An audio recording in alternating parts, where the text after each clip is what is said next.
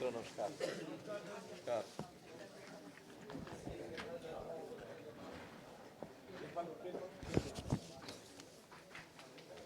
बैठिए बैठिए। हाँ, करो शुरू करो।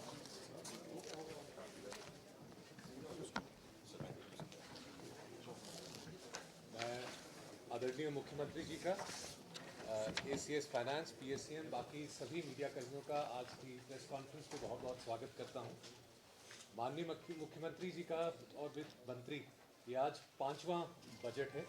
ये विकास उन्मुख बजट हरियाणा को अवश्य नई ऊंचाइयों पर ले जाएगा और प्रगति के पथ पर और अग्रसर करेगा। मैं आदरणीय मुख्यमंत्री जी से अनुरोध करूंगा कि वो मीडिया को एड्रेस करें। मित्रों, जो सदन में बैठ करके सभी बजट की जो मुख्य बातें हैं, जितना भी उसका एस्टिमेट्स और जितनी हमारी योजनाएं हैं, वो सब आपने सुनी होंगी। फिर भी उसमें हमारा फोकस जिन चीज़ों पर रहा है वो मोटे मोटे विषय आपके सामने मैं रखता हूँ।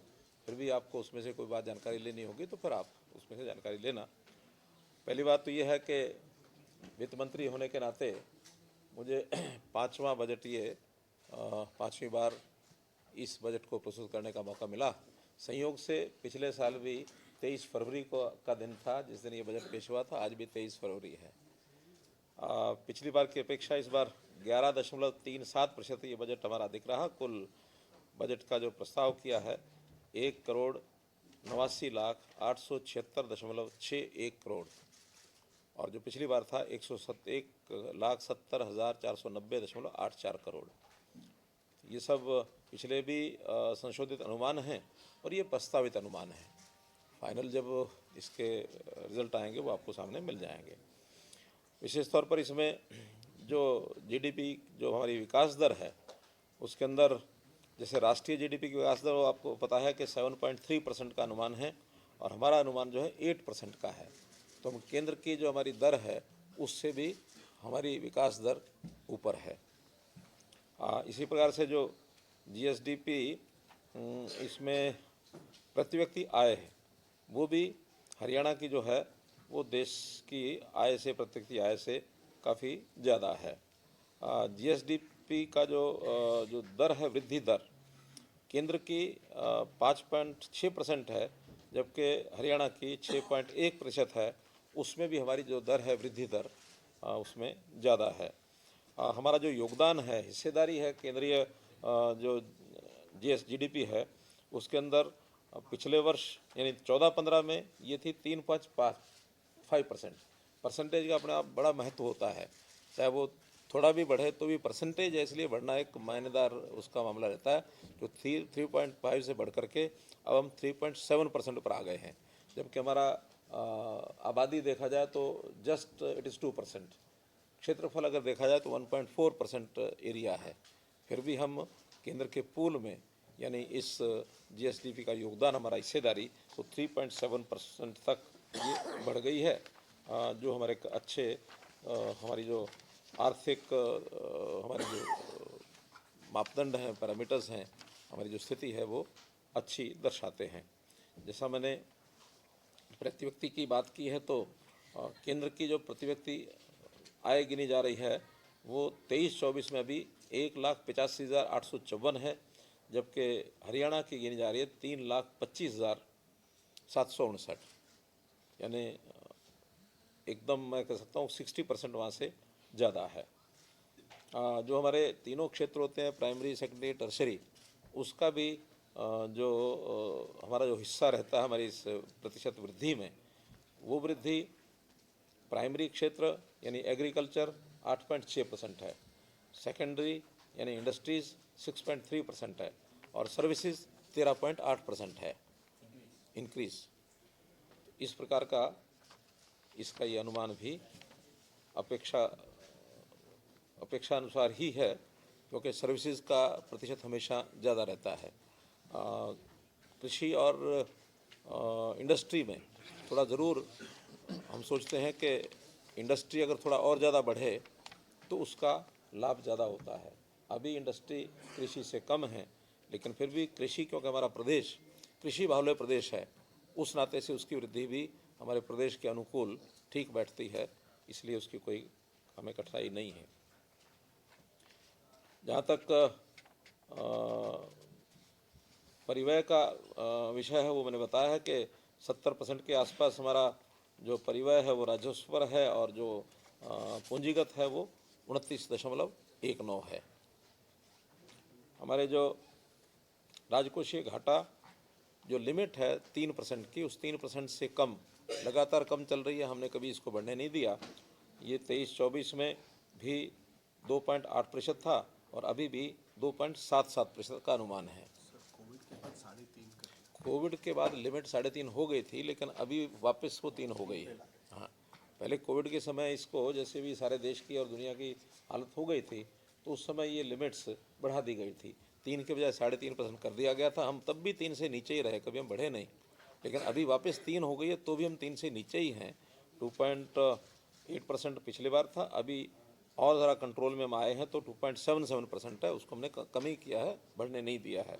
और यही अनुशासन हमारा जो एक प्रकार से बना रहे, ऐसा हम लगातार हमारी व्यवस्थाएं ठीक बनी रहें, इसका हम प्रयत्न करते हैं। और जो सकल ऋण स्टॉक, इसकी भी अपनी एक सीमा रहती है और उसमें भी 23-24 में जो इसका अनुमान, यानी जो पहले सीमा होती थी कोविड से पहले उसकी 25% होती थी, लेकिन कोविड में 33.3% हो गया था ये। पिछले साल इसका जो लिमिट था वो 33.1% था। उस 33.1% के अगेंस्ट भी हमारा 26% का ही ये जो अनुपात है वो रहा था, जो वेल विद इन 33.1, और इस बार 33 पॉइंट की बजाय वो भी 32.88 हो गया और कम हो गया है। और मुझे लगता है कि धीरे धीरे जो भी ये सीमाएं निर्धारित होती हैं आगे फिर वापस 25 तक, जैसे देश की स्थितियाँ अच्छी होंगी तो 25% तक ही आने की संभावना बन सकती है, लेकिन अभी धीरे धीरे घट रहा है। 33.3 से 33.1 आया, 32.8 आ गया, उसमें भी हम विद इन पैरामीटर्स हैं। तो इस बार 24-25 का जो हमारा अनुमान है 26.1% तक ही हमने इसको रखा है। फिर बहुत योजनाएं हमारी हैं, लेकिन जो खास करके नई हैं, जो उल्लेखनीय हैं, जिनके बारे में जानकारी देना ज़रूरी है। पैक्स हमारी जो संस्थाएं, कोऑपरेटिव संस्थाएं किसानों के लिए चलती रही हैं, उसमें केवल एग्रीकल्चरल प्रोडक्ट तक वो सीमित होती थी। अब उसका नाम बदल करके हमने CM पैक्स कहा है। तो CM पैक्स का मतलब consolidated comprehensive multiple activity cooperative society. CM का मतलब चीफ मिनिस्टर से नहीं है।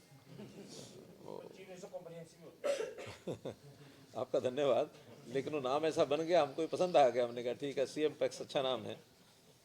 तो इसलिए उस योजना के अंतर्गत अब उसमें केवल एग्रीकल्चर तक सीमित न रह करके एंटरप्रेन्योरशिप में भी वो जो कोऑपरेटिव सोसाइटीज बनेंगी उसमें भी अपना काम कर सकते हैं। तो ये 500 नए PM पैक्स ये बनाए जाएंगे और शुरुआत इसकी हम कर रहे हैं। ये एक्स्ट्रा है? हाँ, वो पैक्स तो चल ही रहे हैं, उसके अलावा ये एक्स्ट्रा है। और इसमें विशेष ध्यान रखा जाएगा कि आगे किसी प्रकार भी ये कोऑपरेटिव सोसाइटीज़ घाटे का सौदा ना बने, ताकि हर एक को उसका जो मेंबर्स का एक डिविडेंड है उनकी इन्वेस्टमेंट के हिसाब से वही मिलता रहे। सरकार को जितनी सहायता करनी है तो वो करेंगे ही, लेकिन पैक्स कई बार ध्यान न देने पर घाटे में जल्दी आते हैं। उसके कई कारण भी हैं, लेकिन आगे वो कारण इन पैक्स PM पैक्स में CM पैक्स में न बने, इसका हम पूरा ध्यान रखेंगे।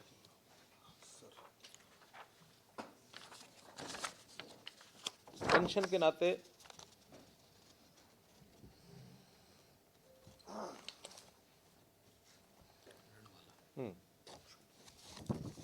तो पेंशन के नाते जो प्रोएक्टिव होकर के हमने ओल्ड एज पेंशन दी है, अगले 3 महीने में अन्य प्रकार की भी जो योजनाएं हैं, 40 वर्ष से ऊपर के जो विधुर हैं, 45 वर्ष से ऊपर के अविवाहित हैं, या जो दिव्यांग बच्चे हैं जिनकी पेंशन स्कीमें लागू की गई, वो भी प्रोएक्टिव होकर के उनके घर पहुँचे और उनको जिनके नहीं बन पाए हैं उनके पास डाटा हमारे पास आ गया है, सभी डाटा, वो उनकी पेंशन हम उनके घर पर बना करके देंगे। जो विषय एक और छूट गया था वो ये है कि PM पैक्स के माध्यम से जो किसानों को ऋण दिए जाते हैं, उस ऋण में जब कभी डिफ़ॉल्टर होते हैं तो उनके ऊपर ब्याज और पेनल्टी लगती है। तो ब्याज और पेनल्टी का भी हमने एक प्रावधान किया है कि पहले भी एक बार हम कर चुके हैं, दोबारा से फिर 30 सितंबर 2023 से पहले का जिन्होंने ऋण ब्याज लिया हुआ है, वो अपना ऋण लिया हुआ है, उस ऋण पर लेने के बाद जो भी उनकी पेनल्टी और इंटरेस्ट है हालांकि 30 सितंबर के एकदम नज़दीक लिया होगा तो उनका तो नहीं हुआ होगा, क्योंकि एक साल तक ये होता है कि डिफ़ॉल्ट अगर एक साल के बाद होता है तब पेनल्टी लगती है। तो देखा जाए तो अभी जो चल रहा है इससे एक साल पहले जिन्होंने लिया होगा और नहीं भरा होगा उन्हीं का ब्याज और पेनल्टी लगेगी।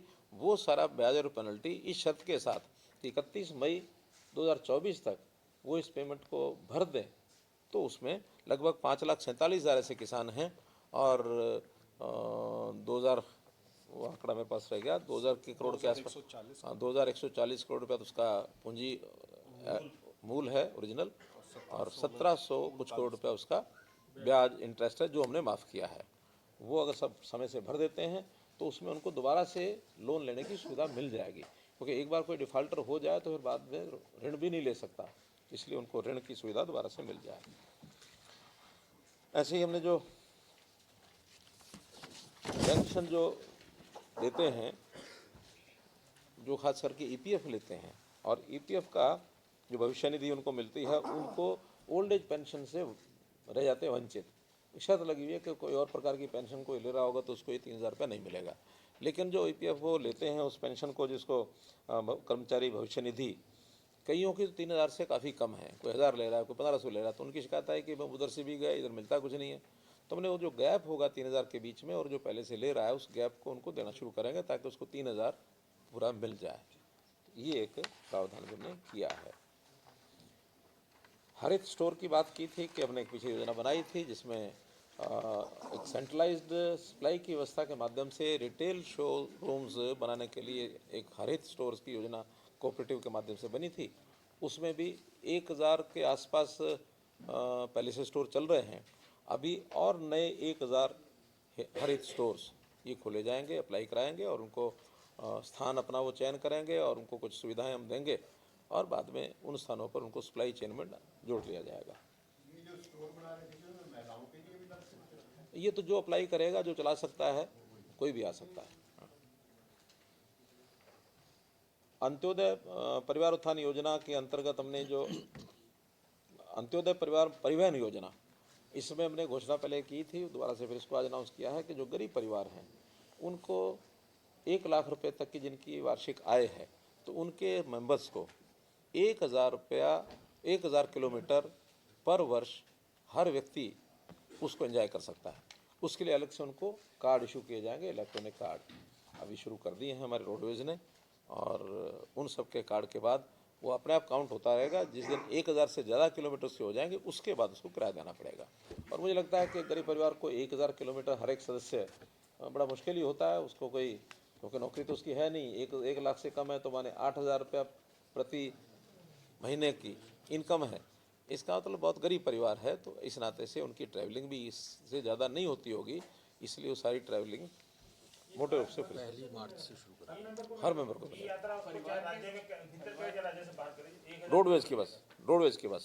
परिवार के सदस्यों की संख्या भी कोई है इसमें? नहीं, वो इनकम है 1 लाख, उस 1 लाख में बल्कि अगर कम मेंबर हैं तो वो थोड़ा कम गरीब है, अगर ज़्यादा मेंबर हो जाएंगे तो और ज़्यादा गरीब है। तो लिमिट तो कर ही नहीं सकते, लिमिट तो हम लोअर लिमिट तो लगा सकते हैं कि एक मेंबर वाले को नहीं करेंगे, लेकिन नहीं, हम सबको कर रहे हैं। इसका नाम भी जो है हैप्पी स्कीम रखा है, हैप्पी। वैसे लॉन्च ये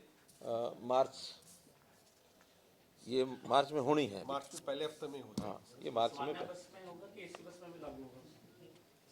सामान्य बस में, हाँ, इसी में नहीं है। पहले योजना लेके जा रहे हैं, वो अलग है, वो अलग स्कीम। वो योजना अलग है। दूसरा है प्रधानमंत्री जी ने जो सूर्योदय योजना लागू की है, जिसके अंदर 1 करोड़ लोगों को सौर ऊर्जा के नाते से उनको ऑपरेटर्स देने के लिए 60,000 रुपये की सब्सिडी, अप टू 2 किलोवाट अगर कनेक्शन है तो 60,000 रुपये की सब्सिडी वो देने के लिए वो कहेंगे। लेकिन इस पर खर्चा 1 लाख रुपये से ज़्यादा आता है, 1,15,000। अगर 2 किलोवाट का कोई लेता है और उसका जो बाकी खर्च है अप टू 50,000 रुपया, वो हरियाणा सरकार उसमें सहायता देगी। उसको तो मुफ्त ही होगी, बल्कि उसका जो बिजली है जो एक्स्ट्रा बचेगी उसकी अपनी कंजम्पशन के बाद वो उसे पॉलिसी में से बनाएंगे। हमारा कहना है कि उसको मुफ्त मिलनी चाहिए, उसको जब तक जो इसका ऋण या सब्सिडी जो हम 50,000 देंगे उसमें कोई एडजस्टमेंट करेंगे कि उसको पैसा ना भरना पड़े, लेकिन उसमें से अगर ऊर्जा बचती है तो उसमें उसको कितना कवर किया जा सकता है उसकी एक विस्तृत योजना बनेगी। 50,000 तो सब्सिडी दे रहे हैं। नहीं, एक सहायता है, उस सहायता में सब्सिडी भी होगी, ऋण भी होगा, लेकिन उसको एक निश्चित समय तक उसको इनकम उसकी जो एक्स्ट्रा बिजली पैदा होगी वो हम डिपार्टमेंट को देंगे, उसका एक हिसाब बनाएंगे और उसके बाद बाकी बचेगा तो उसको छोड़ देंगे। अभी तो इसमें हमने 1 लाख लोगों को देने की बात की है जो पहले अप्लाई करेंगे, पोर्टल बनाएंगे उसमें योजना बनेगी, देखेंगे। नहीं, उसमें 180 के जो रजिस्टर्ड हमारे पास परिवार है वही। अब मैं सोचता हूँ कि 180 बार बार हम कहते हैं, इसको हम बीपीएल कहना शुरू करते हैं अपने स्टेट के लिए, हरियाणा स्टेट बीपीएल, वही हरियाणा स्टेट बीपीएल। मुझे आज महसूस हुआ कि मैं बार बार 180 कहता हूँ, तो आगे से टर्म यही रखेंगे, हरियाणा बीपीएल। बीपीएल का मतलब 1,80,000 जैसे बाकी देश में बीपीएल 120 तक है। हरियाणा। हाँ, वही मैं कह रहा हूँ, हरियाणा बीपीएल को ये सुविधा होगी। एक जो हमने युवकों को मिशन 60,000 के तहत उनको रोजगार के अवसर उपलब्ध कराने की बात कही है, उसमें सबसे पहले उनको कौशल विकास का प्रशिक्षण देंगे। 2 योजनाएं तो उसके अंदर हम घोषित कर ही चुके हैं, एक 7,500 लोगों को वन मित्र वो इसी के अंतर्गत आएंगे और एक 10,000 युवकों को ठेकेदारी की ट्रेनिंग ये हम दिलाएंगे। तो इसमें से 17,500 तो ये घोषित हो गए हैं, बाकी भी अन्य नई योजनाओं में घोषित करके इस वर्ष में 60,000 युवाओं को कौशल प्रशिक्षण के माध्यम से रोजगार के अवसर प्रदान कराएंगे। इसमें एचकेआरएन का कोई इशू नहीं है। नहीं, इसमें अप्लाई तो वो कहीं ना कहीं कराएंगे ही। आखिर जैसे पोर्टल हमने अलग बनाया है जो बीटेक और ये आपके डिप्लोमा इंजीनियरिंग उनका पोर्टल बनाया उसमें अप्लाई करेंगे, ऐसे ही वन मित्र का पोर्टल बनाया उसमें अप्लाई करेंगे। और इसमें अगर वो लोग उधर भी हैं कहाँ एचकेआरएन में तो वहाँ से कट जाएंगे, क्योंकि एचकेआरएन में भी हर प्रकार के लोग हैं, वहाँ भी एक कुछ ना कुछ नियम तो हैं। उन नियमों में हो सकता है कई लोग बिल्कुल कभी भी ना आए, केवल रजिस्ट्रेशन हो गया, उनको बहुत जल्दी पता लगने वाला है उसका। तो हम ओपन एक रैंकिंग क्या है किसकी, वो रैंकिंग की जानकारी उनको देंगे, तो हायर रैंकिंग वाले ही चांस उनके रहते हैं।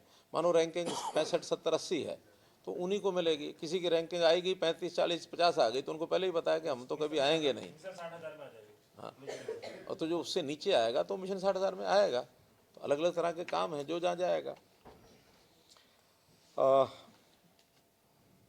फिर हमने ग्रामीण क्षेत्र के लिए घोषणा की है कि बहुत डिमांड हमारे पास आई हुई है, लगभग 600, 650 चौपाल हैं बीसी और एससी चौपाल, उनके मरम्मत का विषय हमने उसको सारे को ध्यान में रखते कि और भी जो लोग अप्लाई करेंगे उसके लिए हमने अलग से 100 करोड़ रुपए का प्रावधान किया है। और ये मानो कि अगर 5 से 10 लाख रुपया कभी भी लग सकता है रिपेयर के ऊपर, तो ऑन एवरेज मानो हाईएस्ट साइड में 10 लाख भी हम करें तो 100 करोड़ का मतलब ये होता है कि कितना हुआ, 1,000 धर्मशालाओं के लिए 10 लाख के हिसाब से 100 करोड़ रुपया हो सकता है। तो 600, 650 की डिमांड हमारे पास आ गई है और भी जो डिमांड करेंगे उनको हम देंगे। ग्राम पंचायतों में पहले हमने जो सॉलिड वेस्ट मैनेजमेंट का एक प्रावधान किया है, उसके अंदर एक टिप्पर है, कुछ एम्प्लॉइज़ भी उसको देंगे ताकि उठा करके वो गाँव की सफाई रख सकें। अभी तक 10,000 से ऊपर की आबादी वाले गाँव उसमें लिए थे, अब उसको आज हमने 7,500 की आबादी के ऊपर के गाँव को भी शामिल कर लिया है। ऐसे ये 3 से 3,500 गाँव सब मिला करके हो जाएंगे। 10,000 से ऊपर तो 150 के आसपास गांव हैं, लेकिन 3,500, 7,500 का मतलब ये कि उसमें 3,000 से ऊपर गांव और जुड़ेंगे। नियमित कॉलोनियाँ हमने की हैं लगभग 1200-1300 कितनी 1152 कॉलोनियाँ हमने नियमित की हैं। अब उनके विकास, क्योंकि कॉलोनी का नियमित करने का मतलब एक तो ये है कि अब उनको रजिस्ट्री कराने की सुविधा, बेच सकते हैं, खरीद सकते हैं, उनकी कोई भी काम रुकेंगे नहीं। अब उसमें विकास की भी आवश्यकता है, तो 500 करोड़ के आसपास तो पहले मंजूरी हो चुकी है, 400 कुछ करोड़ है। अब 1,000 करोड़ रुपए की राशि हमने उसके लिए और आज घोषणा की है एक्स्ट्रा कि इसमें अगले वर्ष में उनका नियमितीकरण किया जाए। कॉलोनी तो आपने कह रहे थे कि 2400 कॉलोनी अभी और कर रहे हैं धीरे। और उसमें एक बड़ा पार्ट ऐसा है, उसमें कुछ कॉलोनियों में छोटे छोटे 2 एकड़, 3 एकड़, 1 एकड़ पैचेज हैं जो अनियमित हैं। अब पुराने समय में कभी कोई ऐसा नियम बना होगा कि जो बनी हुई बिल्डिंग्स हैं उन्हीं को लेकर के उसको नियमित करते हैं, खाली प्लॉट छोड़ देते हैं।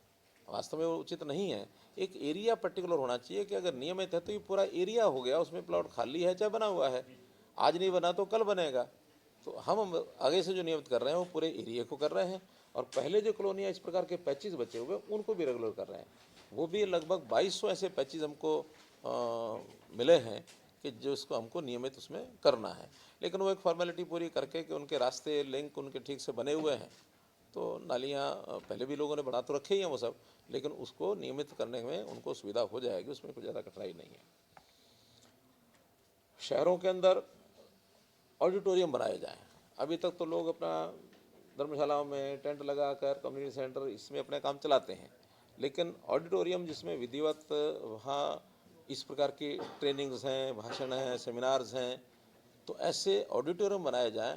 तो हर जिला जो परिषद, जो हर नगर परिषद है उसमें एक, और जो नगर निगम है उसमें, बड़े नगर निगम है उसमें 2-2, और जो छोटे नगर 9 हैं उसमें 1-1। तो ऐसे 21 और 4 25 नए ऑडिटोरियम बनाने की भी, जिनकी क्षमता 500 से लेकर 1000 तक होगी, इसकी भी आज हमने घोषणा की है। प्रत्येक जिला मुख्यालय पर एक सार्वजनिक पुस्तकालय, डिस्ट्रिक्ट लाइब्रेरी, ये भी बनाई जाएगी। फिर जो हमारे बहुत कम हैं, कहीं कहीं अब उनकी स्थिति अच्छी नहीं है, उन सबको दोबारा से रेनोवेट करना, और जहाँ कहीं शहर बड़े फैल गए हैं, कहीं अगर और भी आवश्यकता होगी तो उस नाते से उसको एक सुनिश्चित करेंगे, जहाँ एक से ज़्यादा की ज़रूरत होगी, 2 की ज़रूरत होगी 2 करेंगे, ताकि उसका एक बच्चों को, जो पढ़ने वाले लोग हैं, उनका आवागमन अच्छा हो जाए। अब इस मामले में हमारा पहले की व्यवस्था में कोई एक सिस्टमेटिक नहीं है, किसी नगर पालिका ने, यूएलबी ने अपने आप बना ली, अपने आप संभाल करते हैं। अब उसको स्टेट लेवल पर उसको एक सिस्टम बना करके हर एक लाइब्रेरी का ध्यान करेंगे। जैसे उदाहरण के लिए दिल्ली पब्लिक लाइब्रेरी अपने आप में जितनी भी हैं बहुत अच्छी हैं बनी हुई। वो बहुत पहले से, मुझे पता है कि मैं जब दिल्ली में रहता था तो रेलवे स्टेशन के सामने एकदम गांधी पार्क के कोने में दिल्ली पब्लिक लाइब्रेरी बहुत बढ़िया है। ऐसे अब लाइब्रेरी का एक विधिवत सिस्टम बनाया जाए, ताकि अब रुचि बहुत हो गई है नौजवानों की हमारे जो लाइब्रेरी के प्रति पढ़ने। अभी आज योजना घोषित की है, बाकी डिपार्टमेंट बैठ करके हायर एजुकेशन और अर्बन लोकल बॉडीज़ के लोग मिल करके इसकी योजना बनाएंगे।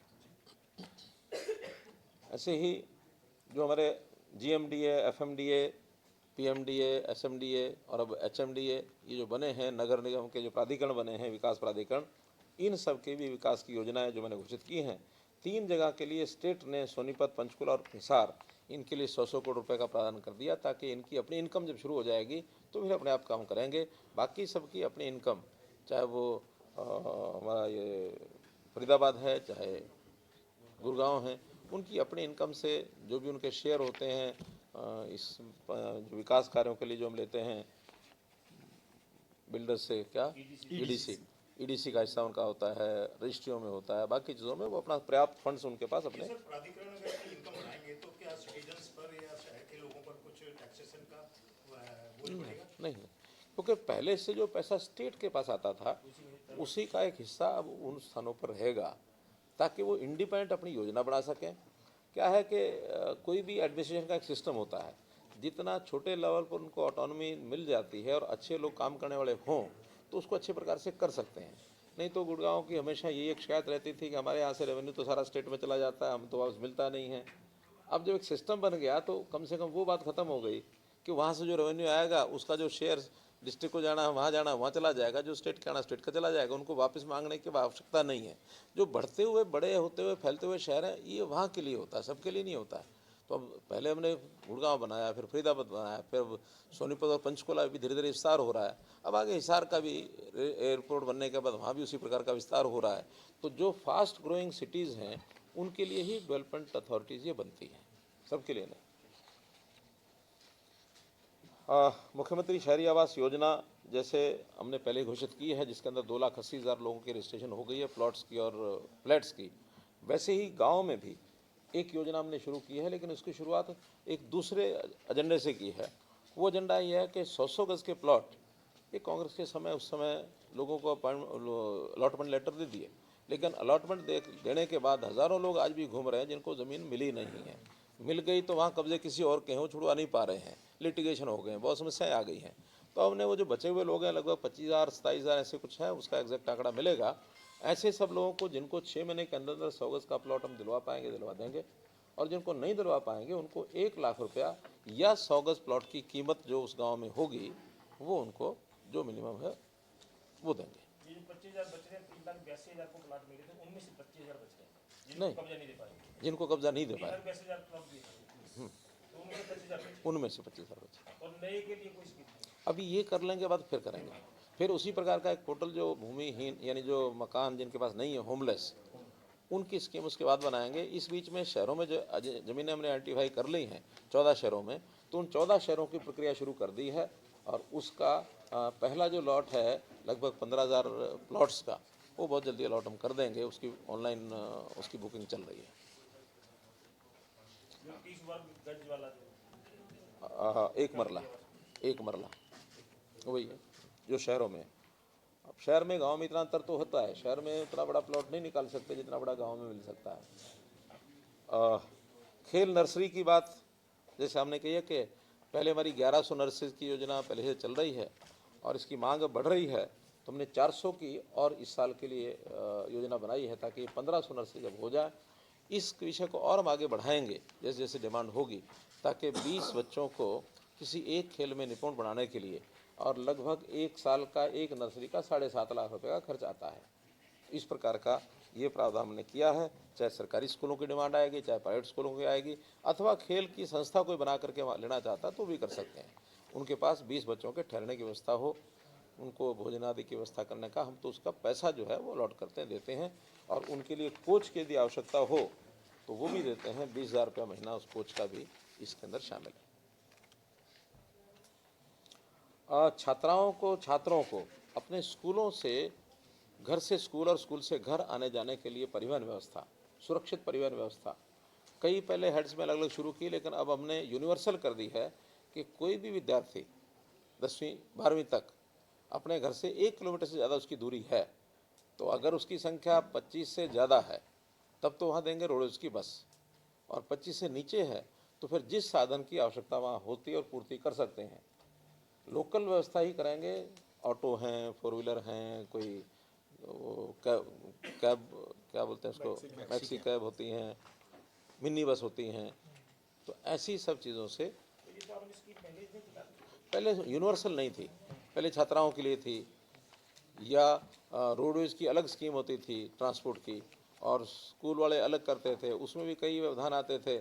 जितना पैसा यहाँ से हम तय करते थे कोई तो उसको ले नहीं पाता था, कोई आगे करता नहीं था, तो हमने अब यूनिवर्सल बना दिया और बहुत बड़ी छूट दे दी कि हर स्कूल में अब एक ट्रांसपोर्ट का नोडल, एक अध्यापकों में से एक नोडल ऑफिसर होगा।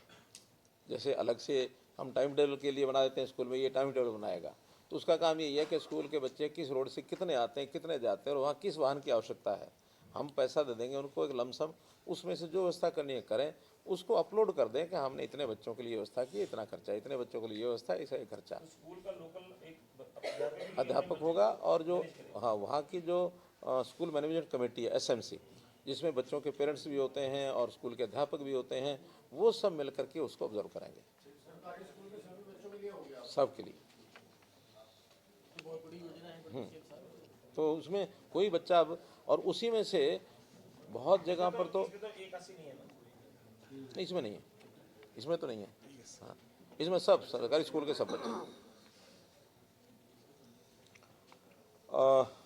इसके साथ फिर जो हेल्थ के नाते से, स्वास्थ्य के नाते से हमने आयुष और ये जो चिरायु योजना, आयुष्मान चिरायु, इसका विस्तार किया है। अभी तक ये योजना 3 लाख तक की घोषणा थी 1500 रुपये लेकर के, तो ये इसमें सब कवर हो जा रहे हैं, आप लोग भी कवर हो जाएंगे।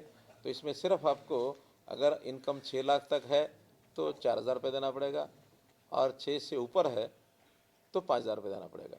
और इसमें कोई भी व्यक्ति, चाहे वो पत्रकार है, चाहे वो एडवोकेट है, चाहे वो डॉक्टर है, चाहे कोई भी है, अब कोई हमारे से डिमांड नहीं करेगा। और 5,000 रुपये ऐसी राशि नहीं, आप लोगों से पूछा था, आप लोगों ने कहा ठीक है जी 5,000 लेके हमारी करा दो, तो हमने सबके लिए करा दी है। और मेरा ख्याल इनका तो वो उसका कराया था ना, मैं कैशलेस है, फिर तो ख़त्म ही हो गया, विषय खत्म हो गया। नहीं सर, विषय है क्या विषय? अगर एक्सपेंडेड में, क्योंकि आप देखो चंडीगढ़ में मुझे लगता है ना कि बहुत कम लोग होंगे 6 लाख से कम वाले में, मतलब 6 से 10 वाले पैकेज में तो ठीक, या उससे भी ज़्यादा? नहीं नहीं नहीं नहीं, जो जो जो एक्रेडिटेड पत्रकार हैं उनको तो हमने कैशलेस, एम्प्लॉइज के हिसाब से कैशलेस कर दिया ना। अच्छा, उसकी क्या कैप है, उसकी क्या कैप है? हैं? 6 लाख की। तो ठीक है, अब 6 से ऊपर है, नहीं नहीं सबके लिए कर दी, 6 से ऊपर है तो ठीक है, 5,000 रुपये भरो और करो। हैं? अब ऊपर 10 भी लिमिट नहीं है, कुछ भी हो। मैं 6 से 10 है बजट में लिखा हुआ। नहीं नहीं, अरे 6 से ऊपर भैया, कहीं 10 होगा तो उसको हम खत्म कर देंगे। देखो तो सही, मैंने पहले लिखा था, मैंने इसको हटवाया है। नहीं, मेरे पास जो कागज है उसमें तो 6 से 10 लिखा आज तो गलती से आ गया होगा, कागज सरकार ने दिया है। कागज सरकार ने दिया आपने समय से पहले निकाल लिया फिर। 2 घंटे 10 मिनट के बाद बजट मिला। 2 घंटे 10 मिनट के बाद हमें कोई क्या है, दिखा दो। चलो ठीक है, करेक्टेड है वो, अब जो भी हो सकता है पहले print चलिए, पहले विचार था, पहले ये विचार, अरे सुनिए, पहले ये विचार था कि 10 तक रखें, फिर बाद में ये विचार आया कि भी हमको 10 तक क्यों रखना, आखिर ऑन एवरेज, क्योंकि सामूहिक, ये कागज दे 65 नंबर 64 नंबर पढ़ो आप। क्योंकि सामूहिक बीमा योजना में, इंडिविजुअल योजना में तो 10,000 से ऊपर खर्च आता है फैमिली का या पर हेड है। जो सामूहिक कलेक्टिव बीमा, जो इंडिविजुअल अपनी योजना कराता है बीमा, स्वास्थ्य बीमा, तो उसका लगभग कितना पैसा खर्च आता है? सर इसमें तो फिर जर्नलिस्टों की एक्रेडिटेड नॉन एक्रेडिटेड की बात नहीं रही, जो शेयर करना हाँ, 5,000 सब ओपन है, जनरल पब्लिक सब ओपन, सारी जगह एग्रीकल्चर एज की भी कुछ नहीं। फैमिली का है तो भाई, हाँ तो फैमिली का, इसलिए इतना ओपन कर, हाँ वो है, वो 5 लाख खर्च जो है वो 5 लाख तक है। हाँ, 5 लाख से ऊपर होगा तो वो इसमें नहीं है अभी। अब तो ये हमारी ये प्रदेश के लिए सबसे बड़ी योजना होगी एक जीबी। चलिए आगे चलते हैं। इसी प्रकार से योगशालाओं के साथ है क्या इसमें? मैं देख रहा हूँ सर, नहीं सर, हम यहाँ तो है 6 से अधिक है, 6 से अधिक है, इंग्लिश में 6 से अधिक है, फिर तो ये कहाँ से आ गया? 6 से 10 ये कागज तो हमें गैलरी में कागज है, ये कागज में गैलरी में चेक करा देते हैं सर। चलो अब क्लियर तो हो गया। देखना कुछ मैं आपको बता रहा हूँ ना भैया, एक समय जो विचार किया गया था 6 से 10 किया था, फिर अभी कल ही हमने 10 वाली लिमिट खत्म की है, तो ये रात को छपके जो फाइनल तैयार हुआ उसमें अब फाइनल हो गया। की कॉपी होती है सारी, अगर बजट स्पीच देखेंगे तो उसमें नहीं है। हम मिली नहीं स्पीच। हाँ, कोई बात चलिए आगे चलते हैं। योगशालाएं जो हमने गांव में बनाई हैं, अभी तक तो योगशाला का उपयोग केवल योग कराने के नाते से ही हो रहा है। अब उन योगशालाओं के साथ एक 2-3 कमरे का एक डिज़ाइन बना करके वहाँ वेलनेस सेंटर्स ये बनाएंगे, और उस वेलनेस सेंटर्स में जो सामान्य आयुर्वेद की जितनी जानकारियाँ हैं, जो योग सहायक हैं, उन्हीं को ट्रेनिंग देंगे, ताकि वहाँ मानो कुछ छोटे छोटे जैसे जड़ी बूटियों की कोई विषय होते हैं उसकी जानकारी, डाइटिशियन इस नाते से जानकारी कि किस व्यक्ति को खान पान में क्या सावधानी रखनी चाहिए, और फिर साथ में फिजियोथेरेपी, इस प्रकार के गांव के अंदर व्यक्ति स्वस्थ बने रहें, तो ऐसे कोर्सेज के माध्यम से वेलनेस सेंटर्स का एक 500 वेलनेस सेंटर्स का ये आज घोषणा की है। ड्रोन दीदी का विषय आया है कि वैसे तो 3 लाख बहनों को, और हम लोग जो 1 लाख तो पहले से लखपति दीदी हैं, 2 लाख लखपति दीदी और बने, ऐसा कुल मिला के वो जो सेल्फ हेल्प ग्रुप में बहने हैं, तो सेल्फ हेल्प ग्रुप में अभी तक कोई इसका एनालिसिस ज़्यादा कर नहीं पाते थे कि भी कितना वो कमा रही हैं, कितना उनको पैसा आ रहा है। केवल रजिस्ट्रेशन होता है, थोड़ी बहुत सुविधा लोन की उनको मिलती है, लेकिन उनका रजिस्ट्रेशन के बाद इनकम कितनी होती है उनका भी ज़रा हिसाब किताब रख के कि कम से कम 1 लाख रुपया वो बहन कमा ले साल का, अर्थात 8-8.5 हज़ार रुपया उसको हिस्से का मिल जाए, क्योंकि समूह तो इकट्ठा ही काम करता है और इकट्ठी उनकी इनकम होती है। 10-10 का लगभग समूह होता है, तो ऐसी 5,000 बहनों को 500 जो समूह हैं सेल्फ हेल्प ग्रुप, उनको ड्रोन की ट्रेनिंग, ड्रोन चलाने की, उसके रख रखाव की ये ट्रेनिंग दी जाएगी। और फिर बाद में एक ड्रोन की कीमत लगभग 5 लाख 6 लाख आती है, तो एक ड्रोन उनको बाद में दिया जाएगा, जो ऐसा रजिस्टर करेंगे, अपने आप ट्रेनिंग लेंगी 3 महीने की, बाद में 5 लोग का ड्रोन देंगे, वो फिर किसानों को किराए पर देना, या उनके खेत में मानो स्वयं भी जा कर के वो काम कर सकती हैं, खाद इसकी बीज वगैरह की, और भी कोई उपयोग अगर होगा, क्योंकि ड्रोन का उपयोग धीरे धीरे इमेजिंग के लिए भी शुरू हो जाएगा। अभी तक जैसे फसलों की हम सर्वे करते हैं, तो वो सर्वे सैटेलाइट का पहले चला, अब ड्रोन से भी संभव हो गया है। तो हर खेत का सर्वे या और प्रकार के गवर्नमेंट के कई प्रकार के सर्वे हैं, तो ये काम बहुत बड़ी मात्रा में बढ़ने वाला है। इसमें भी उन बहनों को ट्रेंड करके उनको लखपति बनाया जाए, इस नाते से इसमें काम किया है। ऐसे ही स्वयं सहायता समूह अपना जो उत्पाद बनाते हैं, उत्पाद इनका होता है, उसकी बिक्री के लिए शहरों में एक व्यवस्था की जाए। अभी तो 10 से 15 ऐसे पोटा केबिन बना करके हम दे रहे हैं। आवश्यकता पड़ने पर इनको 50 तक भी ले जाया जा सकता है, और वो बुकिंग करेंगे अपने एक पोर्टल पर। उनको 1 दिन के लिए चाहिए, सप्ताह में 2 दिन के लिए चाहिए, महीने में 1 दिन के लिए चाहिए, क्योंकि उनका उत्पाद कितना होगा और कितने दिन में बिक जाएगा उसके हिसाब से वो बुकिंग करेंगे एक नॉमिनल से रेट के ऊपर। और उसकी व्यवस्था यूएलबी ही करेंगे सामान्यतया। एक जगह ऐसा भी था कि जहाँ जगह जिला परिषद की है, उनका हम अपना बनाते हैं। उन्होंने कहा ठीक है बना लें, शहर के अंदर कहीं बन सकता है। अभी जिला केंद्रों से शुरू कर रहे हैं, बाद में फिर और इसका विस्तार भी करेंगे ताकि उनको बिक्री के लिए बाजार मिल जाए।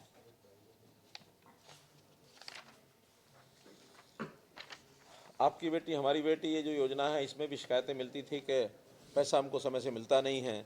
उसको हमने पीपी उसके साथ जोड़ दिया है, और प्रोएक्टिव मोड में केवल उनको अपना जो शादी का कार्ड वो उसमें डालना है।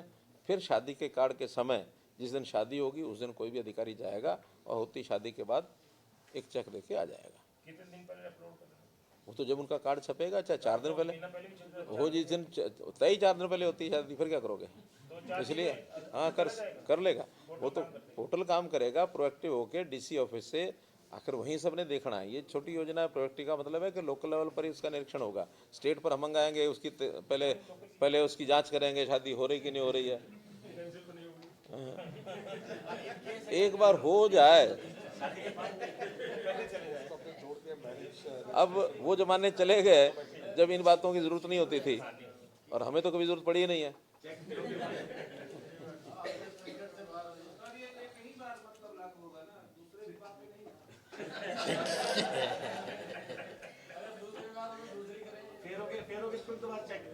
ऐसा नहीं है कि आज कराई और 4 दिन बाद फिर दूसरी बार कराई, ऐसा नहीं है। एक बार दे के फिर चेक करेंगे कि वो शादी वही बनी रहे।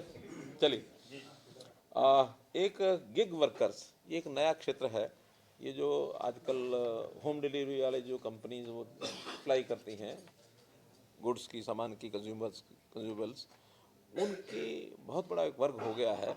उनको सहायता के नाते कोई बहुत बड़ी योजना उसकी नहीं थी, ऑर्गेनाइज भी नहीं थे, तो उनको ऑर्गेनाइज करके और हम उसकी सहायता के लिए उनको जो स्कूटी है या उनकी जो छोटा कोई वाहन है जिससे उनको डोर टू डोर जाकर सप्लाई करना होता है, उसके लिए अप टू 45,000 रुपया उनको बिना ब्याज के सरकारी गारंटी पर वाहन के लिए ऋण दिलवाया जाएगा, और 5,000 रुपया उसको सब्सिडी दी जाएगी।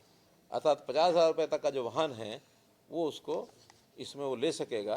45,000 रुपया पे बैक करेगा विदाउट इंटरेस्ट, और 5,000 रुपया सब्सिडी। इसको डिटेलिंग करनी है, लेकिन साल में हो ही सकता है 45,000। जो आदमी कमाता तो 45,000 का मतलब 5,000 करेगा तो 9 महीने में कर देगा।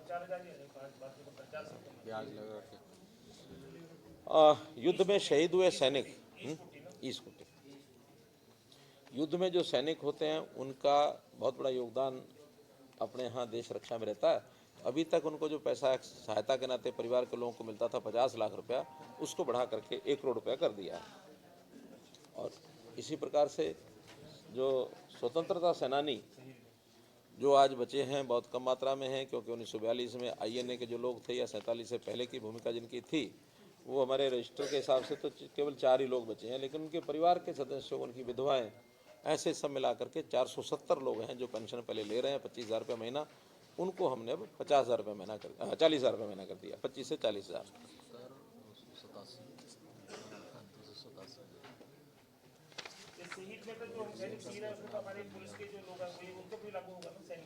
नहीं, वो सैनिक पैरामिलिट्री, ऐसा पुलिस के लिए योजनाएं अलग से बनी हुई हैं।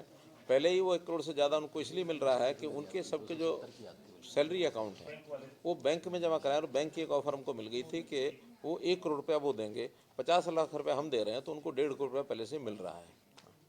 अब ये योजना मुझे नहीं लगता कि कोई सैनिकों के लिए है, आर्मी के लिए ज़रा पता करें कोई बैंकों की योजना ऐसी है क्या कोई? कल बात हो रही थी रात में। अभी हमने सैनिक आर्मी और पैरामिलिट्री उनके लिए किया। पब्लिक हेल्थ की भी कई योजनाएं वहाँ बताई हैं, सब उन्हें को पता ही है। इसमें मोटे रूप से इनकी जितनी भी मशीनरी है, जो पंप्स हैं, वो सारे एनर्जी एफिशिएंट मोटर्स इसके ऊपर लगेंगे। सरकारी सभी जो भी प्रकार की मोटर्स के ऊपर कंजम्पशन पावर की होती है, तो एनर्जी एफिशिएंट 3 स्टार मोटर्स सबके लिए अनिवार्य कर दिया है, ताकि उससे बिजली बचेगी।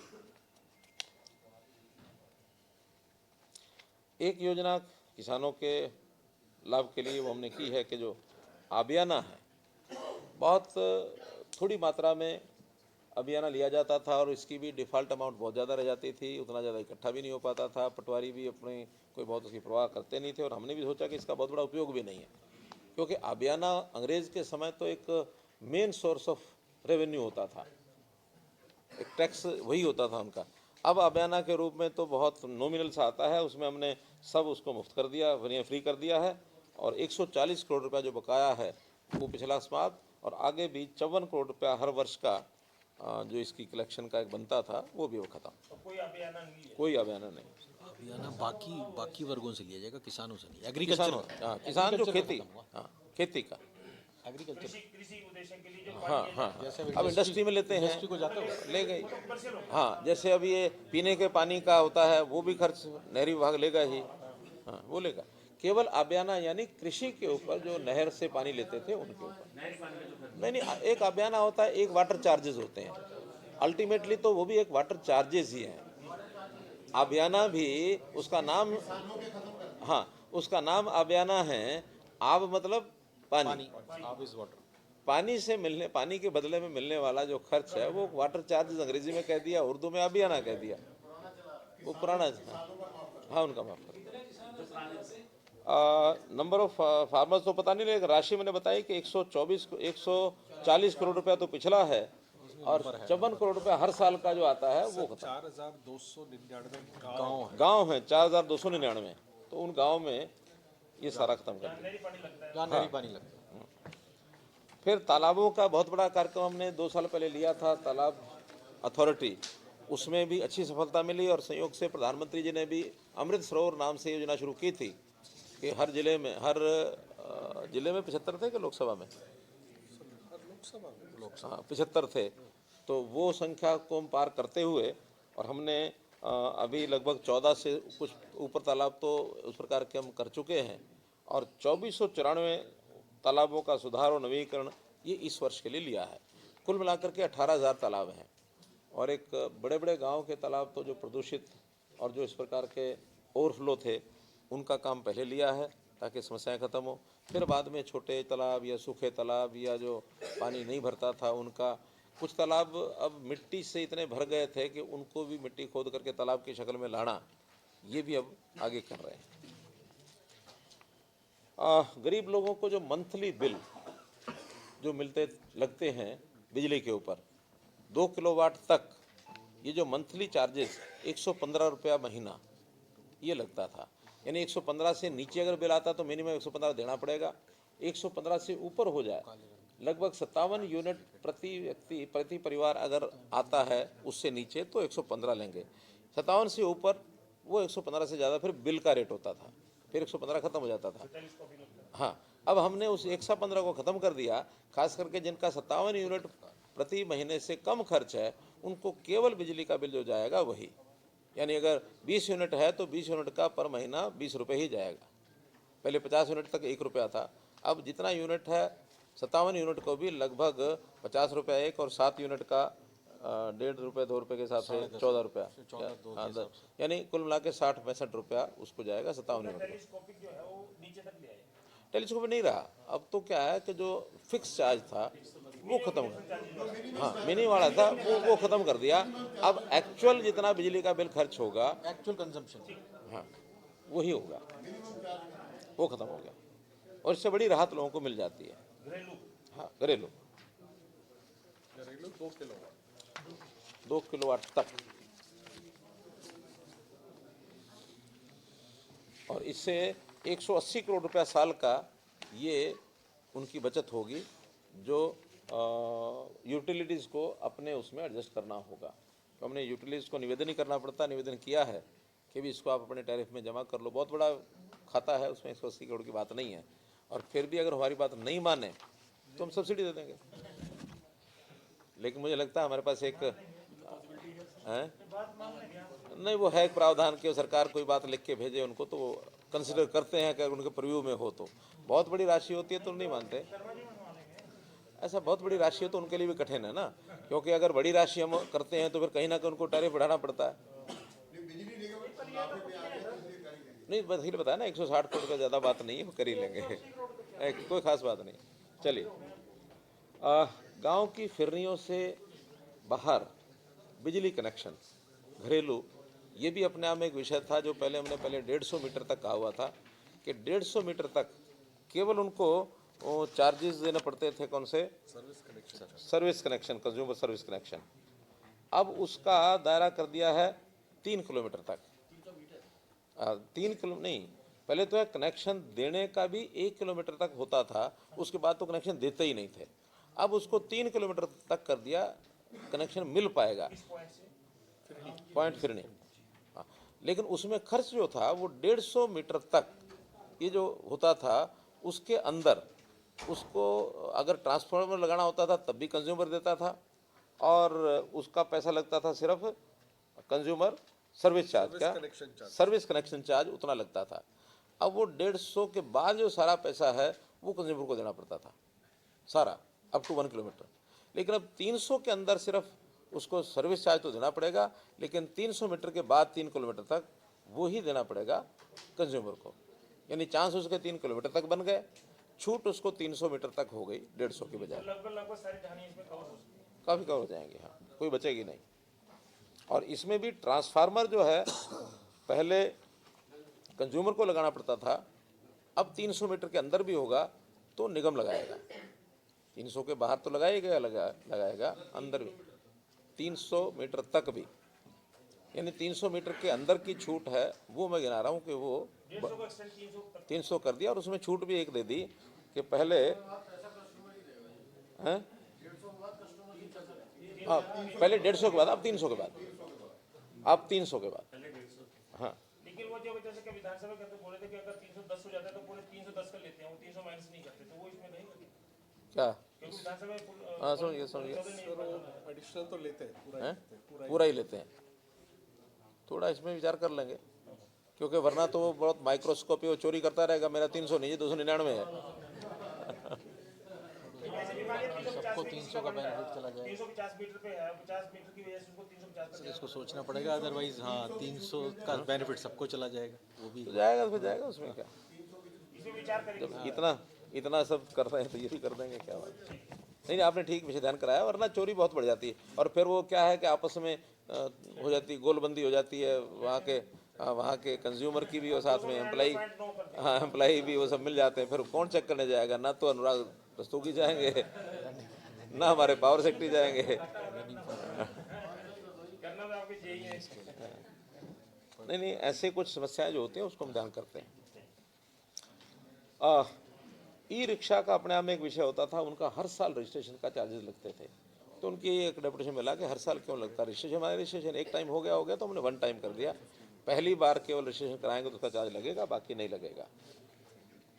और फिर हरियाणा रोडवेज का बताया कि इसमें भी 500 बसें ये नई बढ़ाई जाएंगी, और इसमें 150 तो HV AC heavy vehicle AC बसें 150। Heating ventilation and air conditioning, अच्छा, heating ventilation and air conditioning HVAC। और ऐसे ही 500 जो है वो स्टैंडर्ड डीजल।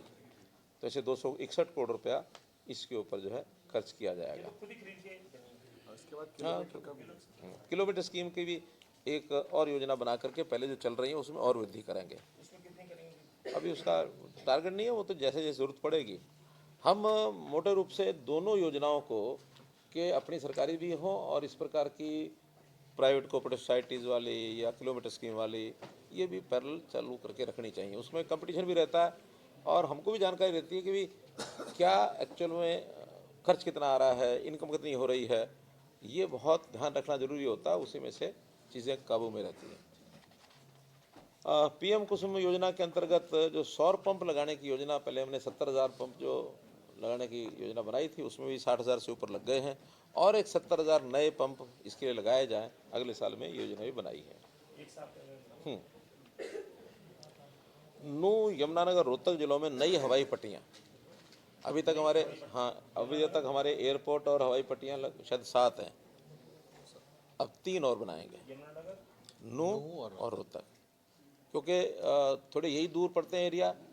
नू जिले में भी एयरपोर्ट को ध्यान में रखते हुए जो दूर का स्थान है वहीं रखेंगे, ताकि बहुत नज़दीक स्थान तो नू अपने आप में गुड़गांव से कुल मिला के मेरे ख्याल 45 किलोमीटर होगा, थोड़ा सा दूर करके। कि अब लोगों की कनेक्टिविटी तो सर इससे बेटर है, KMP से बेटर है अब आज के दिन। अदरवाइज नहीं, लेकिन हमें तो बाई एयर की देखनी बाई है एयर ना। की देखनी है, तो वो फिर दूर वाले पाइप। हाँ वही है दूर। और इसी प्रकार से रोहतक एक ऐसा सेंटर है जो दिल्ली, उधर हिसार, इधर भिवानी और इधर करनाल, इनके सेंटर में एक पॉइंट, ताकि कहीं भी कोई सुविधा किसी को चाहिए तो जल्दी से वहाँ उतर सके, पहुँच सकें। और तीसरा यमुनानगर भी, चूँकि चंडीगढ़ से भी लगभग 80 किलोमीटर पड़ जाता है, करनाल से भी 80 किलोमीटर पड़ जाता है, तो यमुनानगर में भी आवश्यकता है। एयर स्ट्रिप 100 एकड़ के आसपास ज़मीन एक्वायर करनी पड़ती है, वो करके बनाएंगे। एक भारत श्रेष्ठ भारत के अंतर्गत प्रधानमंत्री जी का बहुत इस पर जोर है कि हम लोग दूसरे राज्यों की भी, उनकी संस्कृति, उनका खान पान, उनके जो भी ऐसे कार्यक्रम होते हैं उनका आदान प्रदान होना चाहिए। वहाँ के लोगों के जो स्थापना दिवस आते हैं वो हम हरियाणा में मनाएं, हरियाणा का राज्य दिवस वो प्रदेश अपने अपने वहाँ मनाएं, हमारे यहाँ के ट्रूप जाएंगे, उनके ट्रूप आएंगे, सांस्कृतिक कार्यक्रम, और ये सब करने के लिए हमने जिला केंद्रों पर, अभी तक ये कार्यक्रम होता है लेकिन राजभवन में होता है, छोटे लेवल पर होता है, राजभवन का तो चलेगा ही जैसे होगा, लेकिन अब हर एक प्रदेश का स्थापना दिवस किसी न किसी जिला केंद्र पर उस प्रदेश के भी सहयोग से हम क्या करेंगे ताकि लोगों को भी पता लगे। किसी दूसरे राज्य का स्थापना दिवस भी हमारे यहाँ पर मनाने का जिलों। हाँ, जैसे अब 1 मई को गुजरात और महाराष्ट्र का स्थापना दिवस, वो कहीं ना कहीं एक ज़िले में महाराष्ट्र का मनाएंगे, एक ज़िले में गुजरात का मनाएंगे, उधर के लोग भी कुछ आएंगे, उनके ट्रूप्स, एक आध अधिकारी को उनके बुलाएंगे, कोई मंत्री आ जाएगा। हमारा स्थापना दिवस मानो 1 नवंबर को है, हम भी सारे प्रदेशों में कहेंगे मनाओ भाई सब जगह, उनको भी सूचना होगी। हैं? हाँ हाँ, टूरिज्म के हिसाब से। और अच्छा देखिए, integrity of the country, nation, ये इन चीज़ों से बहुत ज़रूरी है। आज जो क्षेत्रीय भावनाओं को बढ़ाने के बजाय राष्ट्रीय भावनाओं से समाज को ओतप्रोत किया जाए, और ये चीज़ बहुत महत्वपूर्ण है। ई भूमि पोर्टल पर 10,000 एकड़ का एक भूमि बैंक ये बना रहे हैं, क्योंकि हमने प्रोक्योरमेंट यानी जो है एक्विजिशन के नाते कभी की नहीं है। बहुत आवश्यक पड़ गया तो लिया, वरना तो हमने पिछले 9-10 साल में कोई एक्विजिशन नहीं लिया। और एक्विजिशन के खेल, बहुत बड़े बड़े खेल हुए हैं। कल हमारे मित्र तो इसी विषय को सुन के भड़क गए और भाग गए, तो अब सुनना नहीं चाहते, वो हमारे ऊपर आरोप तो लगाना चाहते हैं, सुनना नहीं चाहते। नहीं, हाथ तो मिलाएंगे ही, हाथ तो मिलाएंगे ही। उनको लगता है कि कहीं से आगे हम बढ़ गए, कहीं से आगे बढ़ गए, कि इस बात से आगे बढ़ गए तो फिर समस्या हो जाएगी। अरे है जो बोल रहे हैं वो बोलने में ही सब बातें आ जाती हैं। वो धरातल पे आ जाते हैं। मेरे पास तो और भी तैयार थे, आए नहीं, क्या करूँगा। कोई अभी तो बजट के ऊपर चर्चा कर। नहीं मैं सर उनको कह रहा था। चलिए, टीम साहब, एक हमने श्री गुरु रविदास जी के जीवनी और उनके शिक्षण को लेकर के प्रदेश के लोगों को उनके अच्छाइयों का, उनके संस्कारों का, उनकी जीवनी का पता लगे, तो पीपली में एक स्मारक 5 एकड़ ज़मीन उनको उपलब्ध करा दी है। उसकी फॉर्मेलिटी होनी थोड़ी शेष है। हमारी कोशिश तो थी कि फॉर्मेलिटी जल्दी हो जाए, तो हम कल 24 तारीख को गुरु रविदास जी का जयंती का दिन है, हाँ, लेकिन उस समय हम कल कोई कार्यक्रम वहाँ तो नहीं कर सकते, लेकिन उनके जयंती के अवसर पर एक उनको, उनके प्रति सम्मान को दर्शाते हुए आज हमने ये घोषणा की है। बहुत लोग प्रसन्न हुए, आज बहुत से लोग मिल के गए, अभी फोन आए, विधायक, बाकी सब जमीन दे दी। उसको स्मारक भी हम बनाएंगे कुरुक्षेत्र में, पिपली में, हाँ पिपली में HSVP के कुछ ज़मीन पड़ी है, उसमें 5 एकड़ उनको दी है। और ऐसे ही कुछ जितनी आवश्यकता होगी वो सिख म्यूज़ियम, वास्तव में सिख म्यूज़ियम भी पहले अम्बाला के लिए घोषणा की थी, लेकिन उसकी बजाय कुरुक्षेत्र में, हाँ, कुरुक्षेत्र में बनाने की बात आ गई थी, वहाँ दशम पातशाही के काफ़ी बड़ी संख्या में 6-8 गुरुओं की शायद वहाँ 8-9 गुरुओं का भ्रमण कुरुक्षेत्र। कोई एक स्थान अगर कहा जा सकता है जहाँ सबसे ज़्यादा गुरुओं की संख्या भ्रमण किया तो वो कुरुक्षेत्र है, वो कुरुक्षेत्र है। ये तो अब एक बार घोषणा हुई है तो बनेगा। ये तो ऐसी संस्था बनाएंगे, उन संस्था के लोगों को कहेंगे उसके कैसे बनाना, क्या बनाना, प्रारूप करना, और बजट में क्योंकि वो संस्था बनेगी, ट्रस्ट बनेगा, सोसाइटी बनेगी, क्या बनेगा, उसमें से समाज का भी योगदान लेंगे, सरकार अपना योगदान करेगी। नहीं, शायद वो 2 या 3 एकड़ है अभी आइडेंटिफाई 5 एकड़ हो गई है कि 2 एकड़ एक बड़ा प्लॉट है, उसमें से जो सुटेबल होगा वो कराएंगे। हाँ, जमीन देनी है, ये तय हो गया।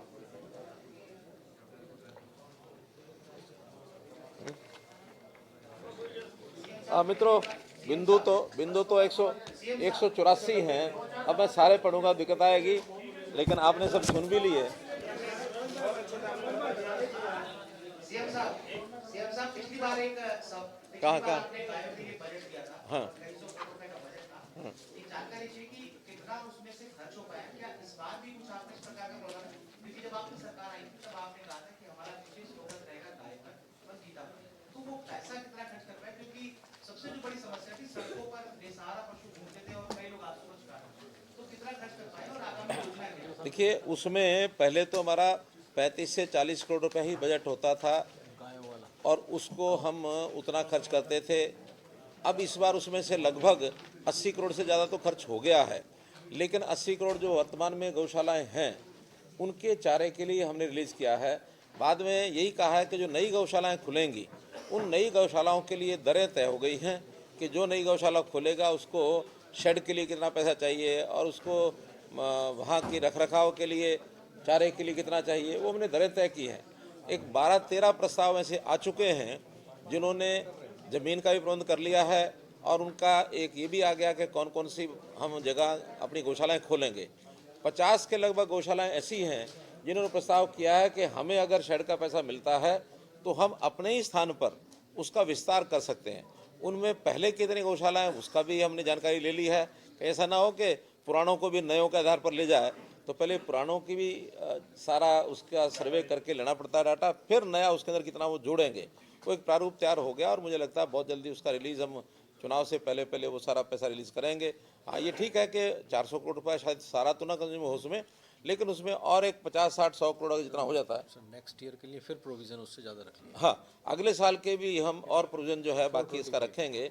इसमें से जो बचेगा 425 जो मुझे याद आ रहा है। हाँ, तो जितना इसमें से बचेगा 425 और रखेंगे ताकि इसमें किसी को पैसे की कमी ना पड़े।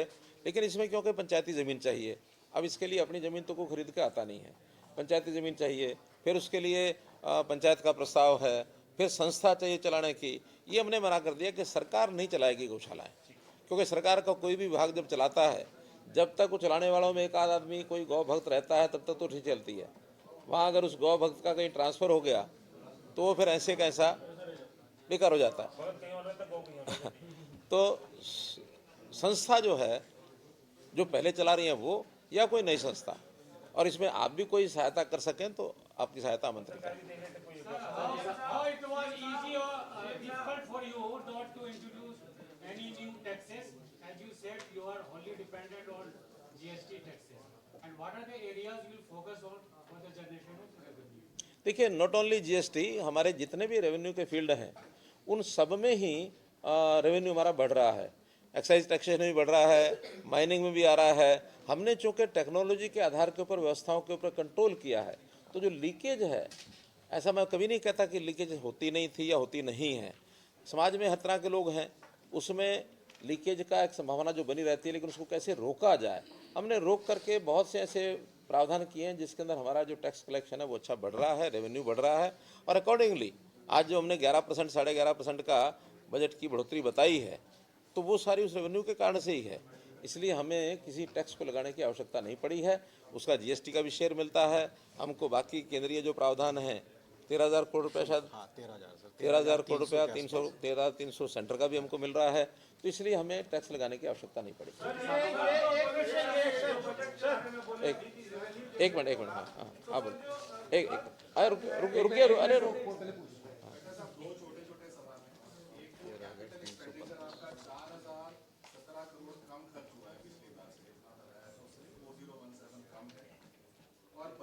साइज जो पिछली बार एस्टिमेट्स में था 183,950 था, वो रिवाइज में कम हो गए 170,490।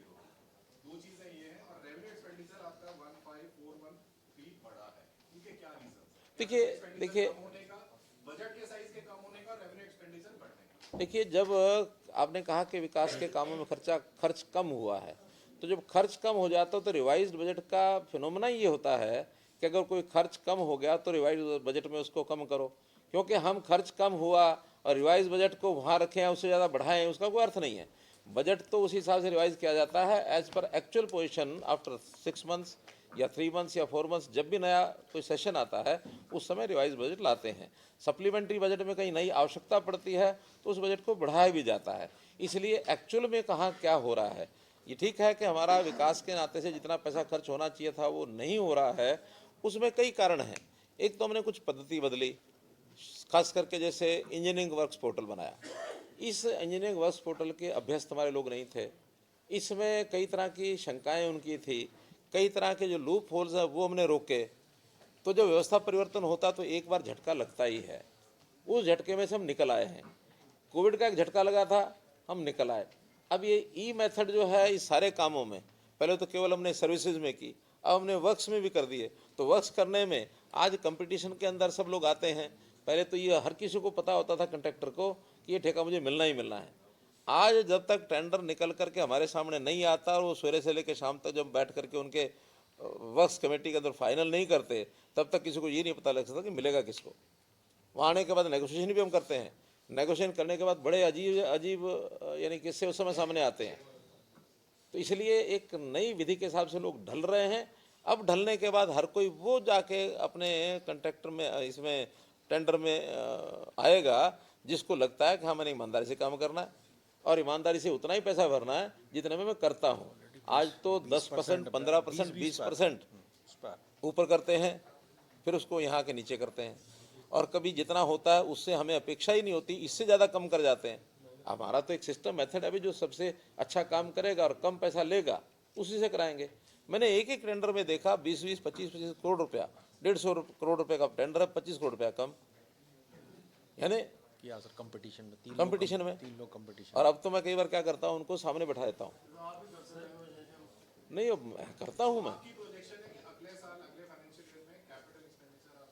सर बढ़ाएंगे। ये फिगर सर एक्चुअल हमारा जो पिछले साल का 152 था, इस साल का आरी 170 है। क्या है सर पिछले साल का एक्चुअल एक्सपेंडिचर 1,52,000 करोड़ था। हाँ। इस साल का आरी करंट ईयर का 1,70,000 है। तो 22-23 का ना। हाँ, तो 22-23 और 23-24 में जो आंकड़े बता रहे हैं 1,52,000 करोड़ रुपया ये एक्चुअल खर्च हुआ हाँ पिछले साल, और इस साल 1,70,000 करोड़ रुपया खर्च हो रहा है, यानी जो पिछले साल। हाँ, तो इसलिए वो बढ़ रहा है, निरंतर बढ़ रहा है। एक मिनट हाँ, अब आप आरी इस साल का आरी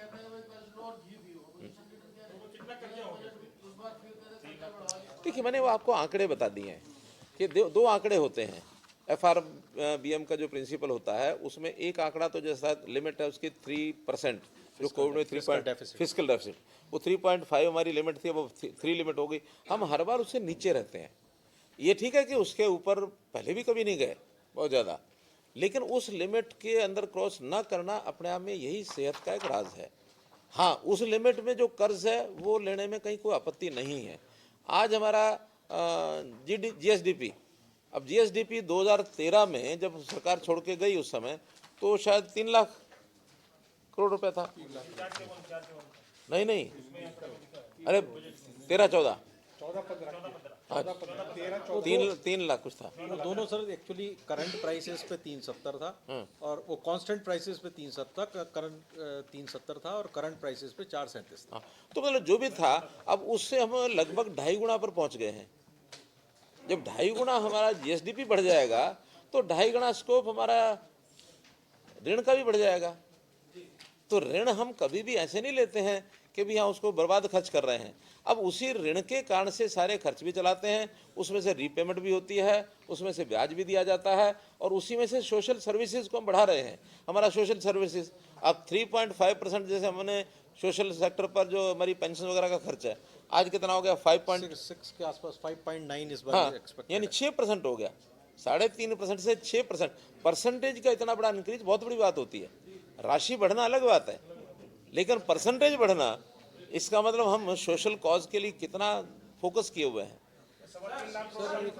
एक मिनट। सर आपने जो 3 चीजें की है सरकार बहुत बढ़िया है। तो छात्रों के लिए जो कि 1 किलोमीटर के ऊपर जो आप सुविधा देंगे है वगैरह वगैरह, दूसरा किसानों का एक आपने नहर का पानी का बिल माफ कर दिया, तीसरा एमएमसी जो बिजली हर आदमी नहीं, पैक्स का जो ऋण है उसका बिजली का वो जो 1700 करोड़ रुपया हमको वापस दिया, हाँ, जिसके ऊपर हमारे आज वेलकम वो उठ खड़े हुए कि ये क्या कर दिया, सुनते ही 1700 करोड़ रुपया।